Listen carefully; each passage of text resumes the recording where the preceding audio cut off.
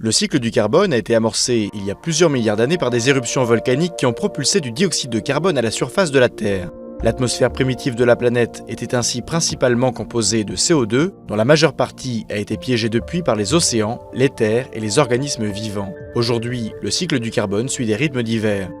Les océans y occupent un rôle important, les eaux de surface disposent d'une grande capacité de stockage, alimentée par les échanges continuels avec l'atmosphère et par la sédimentation des coquilles qui fixent le carbone dans le calcaire. Le cycle terrestre est lui dominé par les échanges des êtres vivants, par la fermentation et la respiration il dégage du dioxyde de carbone, tandis que la photosynthèse capte le CO2 et le fixe dans la biomasse. Une partie du carbone peut être stockée dans des puits de carbone et ainsi retirée du cycle. Pendant des milliards d'années, un volume important de biomasse a été stocké dans la tourbe, le charbon, le pétrole et le gaz naturel. La quantité de cette biomasse morte est actuellement estimée au double de la biomasse vivante. Les forêts primaires également stockent plus de carbone qu'elles n'en dégagent. Les apports de carbone vers le cycle peuvent quant à eux venir des éruptions volcaniques, des météorites et de l'activité humaine.